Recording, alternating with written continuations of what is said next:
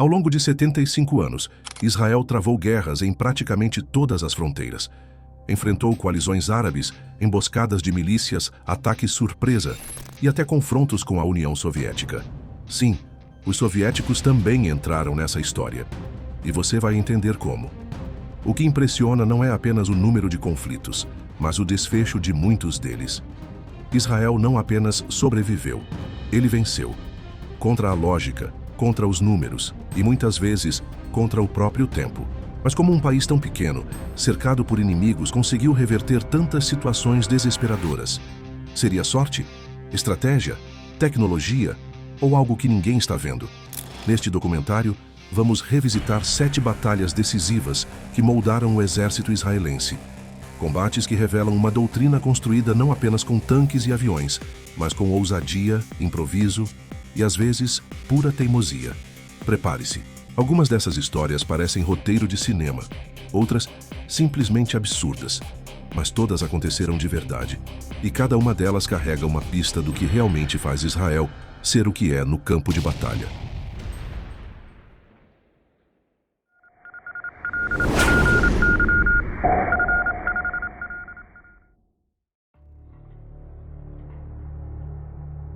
Você está prestes a mergulhar em 6 batalhas decisivas da história militar de Israel. Mas antes, uma pausa estratégica. Este vídeo é patrocinado por World of Tanks, o jogo gratuito para computador onde você comanda verdadeiras feras de aço em batalhas táticas de tirar o fôlego. Imagine-se cruzando campos de batalha históricos, liderando ataques, emboscando inimigos e personalizando seu próprio tanque de guerra. É isso que o World of Tanks entrega. Mais de 800 modelos autênticos, entre tanques leves, médios, pesados, artilharia e caça-tanques, cada um com um estilo único de combate. Você pode avançar com força bruta, ou ficar à espreita, como um verdadeiro estrategista. Escolha seu estilo e a arena. São mais de 40 mapas de combate, florestas, desertos, zonas industriais e colinas íngremes. Tudo projetado para testar sua tática e visão de campo. E não estamos falando de ficção. Cada tanque é inspirado em modelos históricos reais, com detalhes técnicos baseados em veículos que participaram de conflitos de verdade. Tudo isso em um jogo gratuito, acessível e com uma comunidade global de mais de 100 milhões de jogadores. E agora o mais importante, você pode baixar o jogo gratuitamente clicando no primeiro link na descrição. E durante o cadastro, use o código promocional COMBATE para desbloquear recompensas especiais. Se você é um novo jogador, 7 dias de acesso premium, 250 mil créditos. O tanque Cromwell B e ainda 3 tanques de aluguel por 10 batalhas cada. Tiger 131, T-78 e Type 64. Já tem conta, mas está inativo há mais de 30 dias? Você recebe 3 dias de acesso premium, a camuflagem barganha e o tanque Centurion MK-51 Haak por 7 dias, ou 100 mil créditos. Caso já tenha esse veículo na sua garagem. Você quer saber como é comandar uma batalha real? Então clique no link, use o código e entre agora nesse campo de guerra. Agora sim, vamos voltar às operações secretas, combates inesperados e decisões que mudaram o rumo da história militar moderna.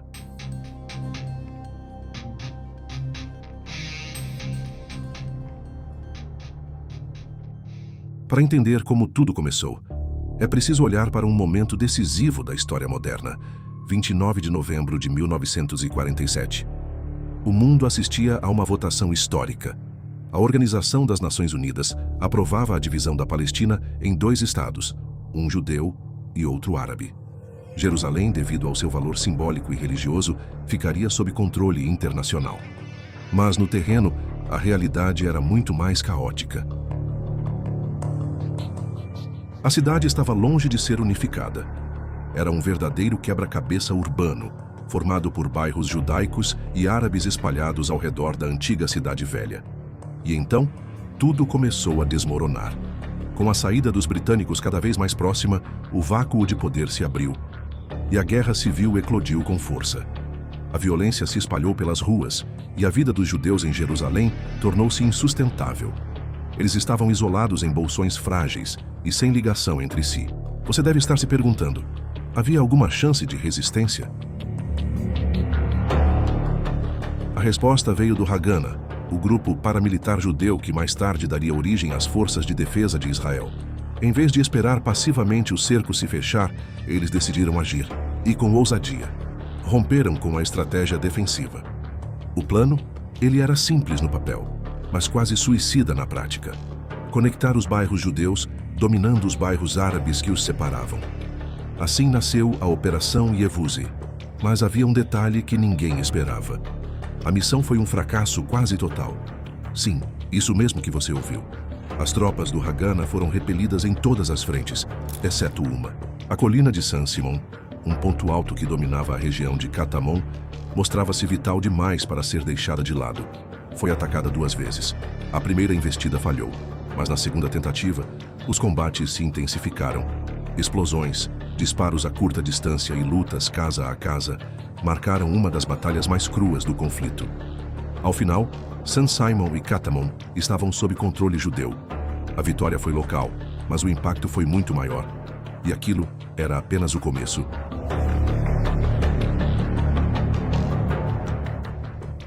Pouca gente se lembra da Guerra do Sinai, travada em 1956.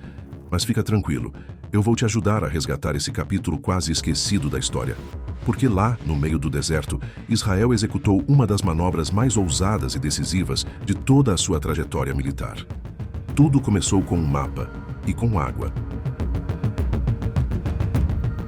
O canal de Suez era a veia por onde fluía o petróleo do Oriente Médio para a Europa. Sim, o mesmo canal que, em 2024, viu seu tráfego cair pela metade, derrubando quase 60% da receita do Egito.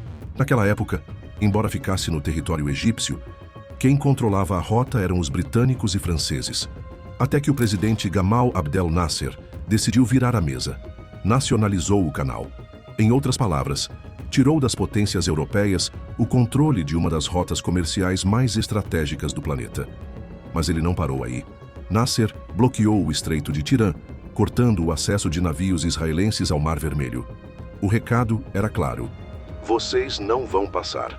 Israel, claro, respondeu, mas não sozinho. Nos bastidores, traçou um plano conjunto com França e Reino Unido. A ideia era simples e engenhosa. Israel atacaria o Egito, forçando o conflito. E então, britânicos e franceses interviriam sob o pretexto de restaurar a paz e reassumiriam o controle do canal. Um jogo de xadrez geopolítico, com tanques reais no tabuleiro. E foi nesse contexto que nasceu a Batalha de Mitla. Até aquele momento, vencer um conflito parecia depender de uma fórmula clássica: mais soldados, mais tanques, mais fogo. Mas Israel não tinha nenhuma dessas vantagens. Então a pergunta era inevitável: como vencer quando se está em desvantagem total? Exceto na vontade de lutar? A resposta foi ousada. Em vez de atacar pelas rotas convencionais, Israel fez o oposto do esperado. Escolheu atacar logo o ponto mais distante e crítico: a passagem de Mitla, uma rota estreita, sinuosa, encravada em terreno montanhoso, por onde passavam os reforços e suprimentos egípcios. Paraquedistas israelenses foram lançados diretamente na retaguarda do inimigo. Um grupo pequeno, isolado, atrás das linhas egípcias. Para muitos, parecia suicídio. Mas para Israel, era estratégia cirúrgica: cortar a artéria antes que o inimigo percebesse que estava sangrando. O confronto se transformou em uma batalha intensa, travada em terreno estreito e montanhoso, com grande número de baixas dos dois lados. Israel perdeu mais de 30 soldados, número considerado alto para a época. Ainda assim, conseguiu tomar e manter o controle da passagem. Enquanto os egípcios tentavam entender o que estava acontecendo, o restante do exército israelense avançava rapidamente, quase sem resistência. A guerra durou apenas 9 dias. E no fim, Israel havia ocupado o Sinai, enquanto britânicos e franceses assumiam o controle do canal. Mas a vitória teve prazo de validade. Sob pressão dos Estados Unidos e da ONU, Israel foi forçado a se retirar meses depois, devolvendo o território conquistado. Mesmo assim, a verdadeira conquista foi outra. A partir de Mitla, Israel entendeu que podia vencer com velocidade, inteligência, surpresa e precisão. Essa foi a origem de uma nova doutrina militar.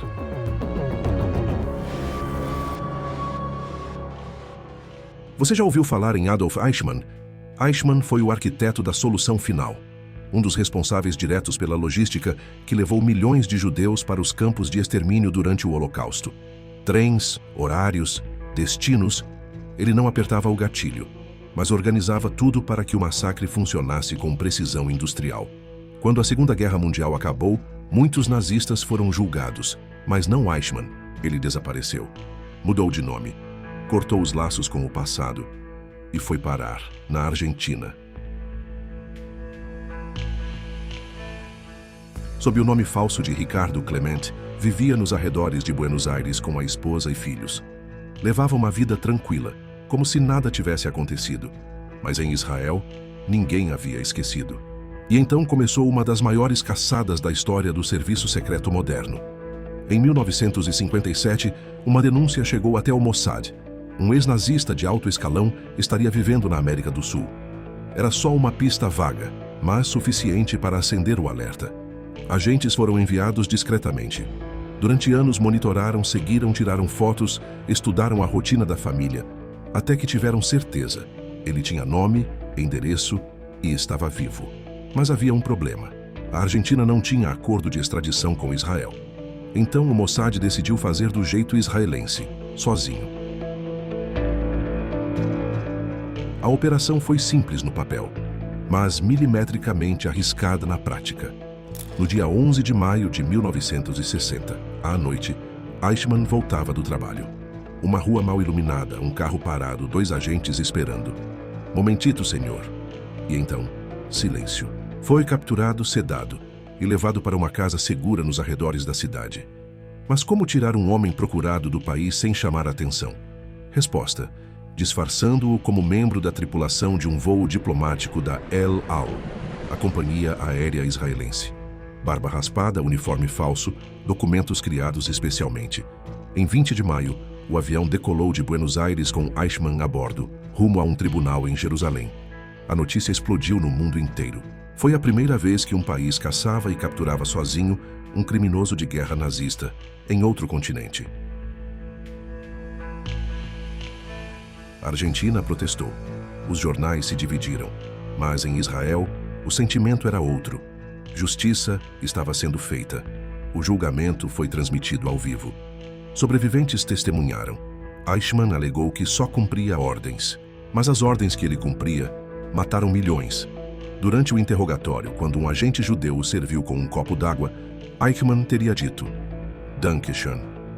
A mesma frieza que mostrou nos trilhos da morte, ele manteve até o fim. Em 1962, Adolf Eichmann foi condenado à morte e enforcado. Essa foi a única execução civil da história de Israel.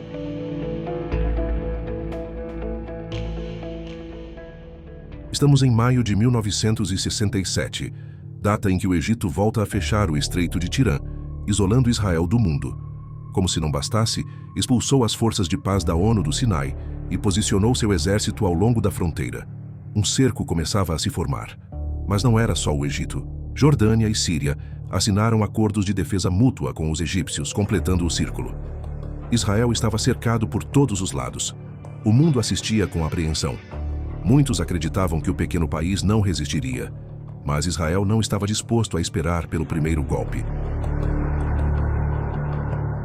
Os comandantes sabiam que sem o domínio dos céus, a guerra estaria perdida antes mesmo de começar. Os números eram desanimadores. Israel estava em desvantagem, tanto em quantidade de aviões quanto em poder de fogo. Só havia uma opção viável: atacar primeiro. Às 7h45 da manhã de 5 de junho de 1967, começou a Operação Moked. Caças israelenses voaram rente ao solo, abaixo da linha dos radares, cruzando o espaço aéreo egípcio como fantasmas. O alvo era direto: destruir os aviões inimigos, antes mesmo que pudessem decolar. E foi exatamente isso que aconteceu. Em poucas horas, a Força Aérea Egípcia estava em ruínas. Aviões carbonizados se espalhavam pelas pistas. Um golpe devastador. Mas o jogo ainda não tinha terminado. A Jordânia e a Síria, ao verem o ataque ao Egito, decidiram agir. Atacaram Israel por terra e ar.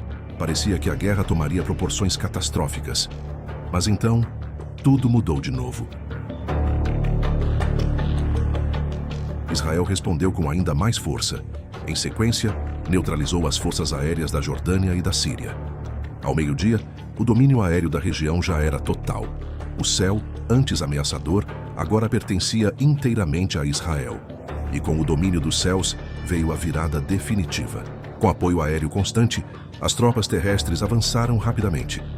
O Egito foi expulso da faixa de Gaza e da península do Sinai. A Jordânia perdeu a Cisjordânia. E os sírios foram forçados a recuar das colinas de Golã. Tudo isso em apenas 6 dias. Em menos de uma semana, Israel não só evitou sua aniquilação, como também quadruplicou seu território, desmoralizou seus vizinhos e chocou o mundo. Foi nesse momento que a comunidade internacional entendeu: aquele pequeno país do Oriente Médio não era apenas resistente, era letal, e estava disposto a tudo para garantir sua existência.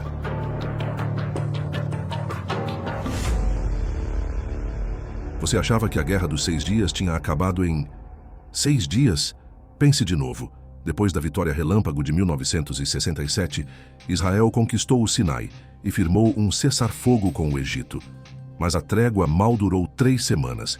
Logo, os combates voltaram a explodir. E o que era para ser o fim, se tornou o início de uma nova guerra. Uma guerra lenta, constante e muito mais perigosa. Era o começo da chamada Guerra de Atrito. Durante 3 anos, Israel e Egito trocaram bombardeios de artilharia, ataques de comandos, emboscadas navais e duelos aéreos que pareciam cenas de cinema. Mas havia algo que ninguém esperava. O confronto mais impactante da guerra não foi com o Egito, e sim com a União Soviética. Naquele período, o Egito era um aliado estratégico dos soviéticos no Oriente Médio. Mas depois de ver seus soldados e aviões sendo humilhados por Israel, Moscou perdeu a paciência. Decidiu intervir diretamente. Enviou pilotos, caças e conselheiros militares para o Sinai. O objetivo? Mostrar ao mundo como se derrota Israel no ar. Só que os soviéticos esqueceram um detalhe. Israel não joga conforme o manual. A resposta veio na forma de uma emboscada aérea. Nome de código: Operação Rimon 20. Agora imagine isso.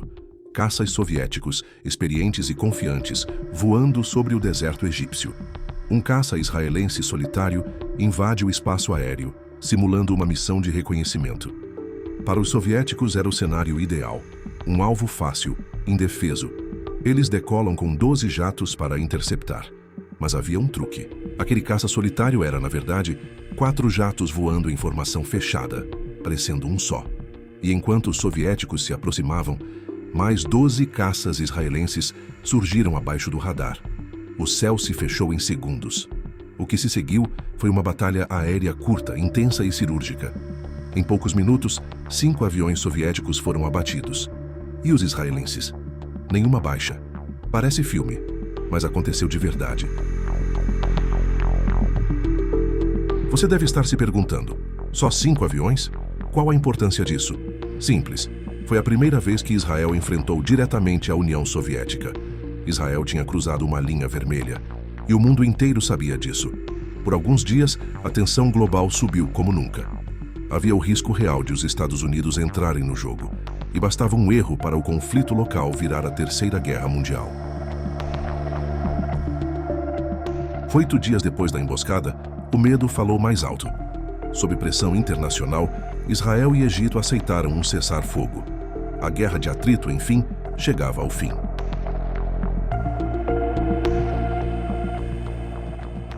Yom Kippur, o dia mais sagrado do calendário judaico. Um momento de silêncio, jejum e oração. Mas em 6 de outubro de 1973, esse silêncio foi quebrado, com fogo e aço. Egito e Síria lançaram um ataque coordenado contra Israel, uma ofensiva surpresa.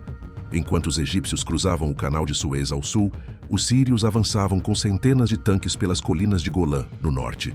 O cerco estava completo. Israel não viu o golpe chegando. As tropas estavam despreparadas, espalhadas, sem munição suficiente. Era o pior cenário possível. E o pesadelo estava apenas começando. Em um trecho crucial da frente norte, cerca de 100 tanques israelenses enfrentaram uma força síria 5 vezes maior.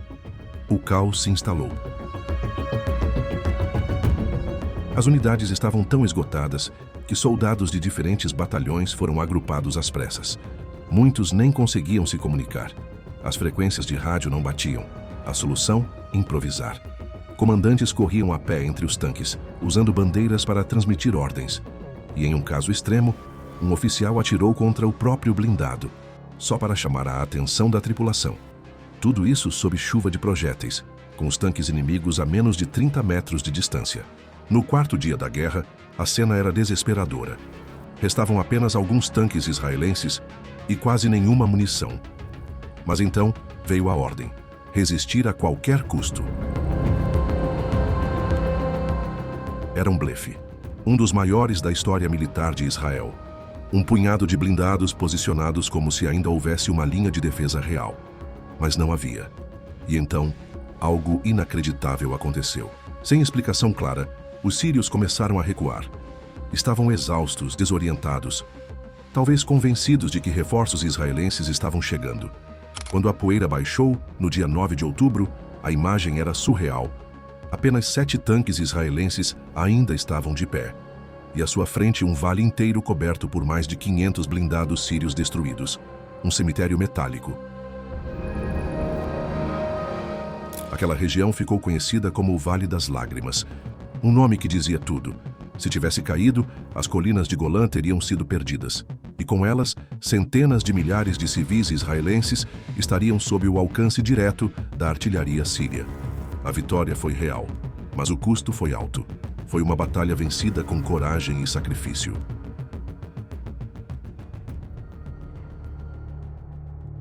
Imagine acordar e descobrir que o seu inimigo está construindo uma bomba nuclear. Agora imagine que você sabe exatamente onde, quando e que ninguém vai impedi-lo. O que você faria? Essa foi a pergunta que Israel enfrentou no final da década de 1970. O Iraque, sob o comando de Saddam Hussein, havia iniciado a construção de um reator nuclear francês, batizado de Osirak, nos arredores de Bagdá. Oficialmente, o projeto era para fins pacíficos, mas ninguém em Tel Aviv acreditava nisso. Israel sabia que se aquele reator fosse ativado, não demoraria para que o regime iraquiano tivesse capacidade de produzir armas nucleares. E o alvo mais óbvio? Israel.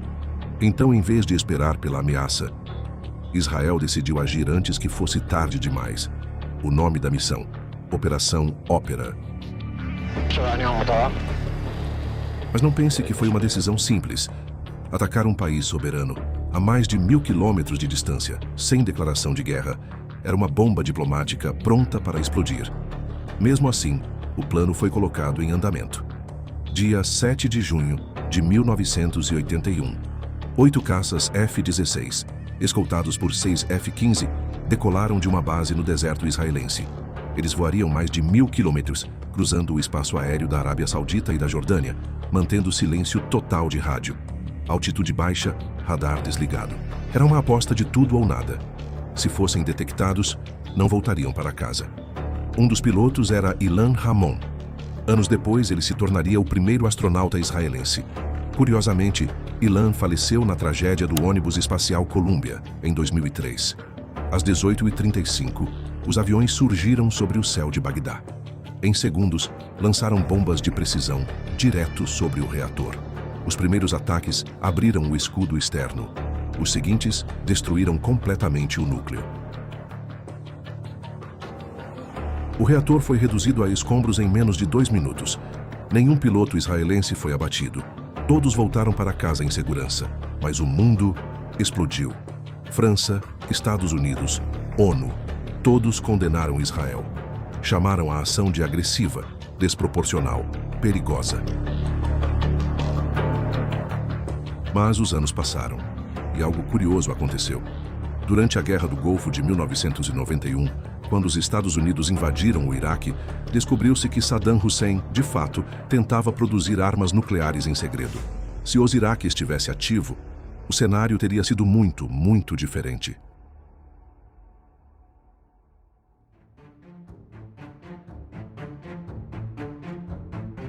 Até aqui falamos de vitórias relâmpago, táticas ousadas e batalhas que entraram para a história. Mas a guerra na vida real não é épica, é crua. e muitas vezes sem glória. Nos anos 70, o maior inimigo de Israel não era um exército convencional, mas uma organização, a OLP, Organização para a Libertação da Palestina. De suas bases na Jordânia, o grupo espalhava o terror entre civis israelenses com sequestros, atentados e execuções. Mas até a Jordânia se cansou. Expulsos do país, os militantes da OLP se instalaram no sul do Líbano, de onde passaram a atacar o norte de Israel, e ao mesmo tempo provocar destruição dentro do próprio território libanês. Um golpe duplo e insustentável. Em 1982, Israel decidiu agir. O plano era direto: empurrar a OLP para longe da fronteira, criando uma zona de segurança de 40 quilômetros. Mas havia um problema. O Líbano já estava em colapso. O país vivia uma guerra civil, com milícias armadas, grupos religiosos rivais e um Estado ausente. E ao intervir, Israel mergulhou num campo minado político e moral.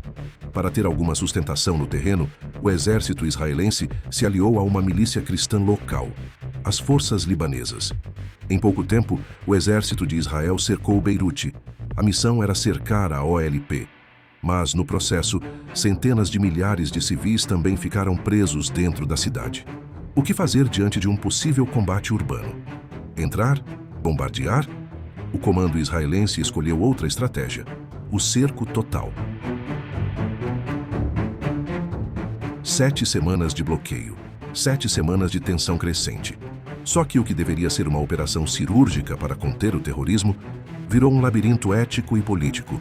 O exército se viu envolvido em alianças obscuras, entrelaçado com conflitos religiosos e dividido entre o dever militar e o peso da responsabilidade humanitária. E então veio o ponto mais sombrio de toda a campanha. Setembro de 1982. Enquanto soldados israelenses controlavam os acessos aos campos de refugiados de Sabra e Shatila, uma milícia cristã aliada, com o caminho livre, entrou nos campos. O que se seguiu foi um massacre. Entre 1.000 e 3.500 civis palestinos e xiitas libaneses foram assassinados, brutalmente, sem defesa, sem misericórdia. As imagens correram o mundo, mas foram os próprios israelenses que, ao verem o horror, foram às ruas. Tel Aviv, Jerusalém. Manifestações gigantescas exigindo respostas. Era o início de uma crise interna profunda. Um momento de confronto entre o que Israel era e o que Israel não podia permitir se tornar. A OLP foi expulsa de Beirute, mas o custo foi altíssimo e a história não terminou ali. As tropas israelenses permaneceriam no sul do Líbano por mais 18 anos, enfrentando ataques de guerrilhas, condenações internacionais e um debate corrosivo dentro de casa. Foi ali que Israel aprendeu uma lição dura, mas necessária, que, por trás dos mapas de guerra, das estratégias audaciosas e das vitórias de manual, há sempre um rastro de cicatrizes.